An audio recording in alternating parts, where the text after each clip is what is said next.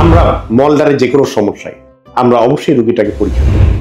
এই পরীক্ষা রোগীর চোখ দেখি যে অ্যানিমিয়া আছে কিনা, জন্ডিস আছে কিনা, গলার মধ্যে হাত দিই তার লিম্ফ নোড ভার্সস গ্ল্যান্ড বলে এটা বাড়ছে কিনা, অ্যাবডোমেন দেখি, পেট দেখি, পেটের মধ্যে কোনো ধরনের পানি টানি ফোলা আছে কিনা, লিভার বড় হয়ে গেছে কিনা। এরপরে আমরা ইঙ্গুইনাল লিজন মানে কুচকির মধ্যে পরীক্ষা করে দেখি।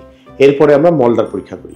মলদার পরীক্ষা করে যদি দেখা যায় যে এরকম একটা টিউমার আমি পেয়ে গেলাম, কোলোরেক্টাল মানে কোলন, বৃহদান্ত্র এবং মলাশয় বা এই যে মলদারে কোনো যদি টিউমার হয়, আমরা এটা ধরেই নিই এটা ক্যান্সার আনটিল প্রুভ আদারওয়াইজ।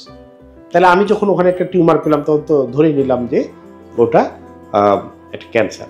এরপরে আমি যেটা করি ওই রোগীটাকে পরীক্ষা করার পরে রোগীটা আরও পরীক্ষা দিই, যেমন ওখান থেকে মাংস কেটে পরীক্ষার জন্য পাঠায়, অর্থাৎ বায়োপসি করাই। এরপরে রোগীটা আরও ওই রোগটা অন্য কোথাও স্প্রেড হয়েছে কিনা এই জন্য আমরা সিটি স্ক্যান করাই। এভাবে করে রোগটার বিস্তৃতি আমরা নির্ণয় করি।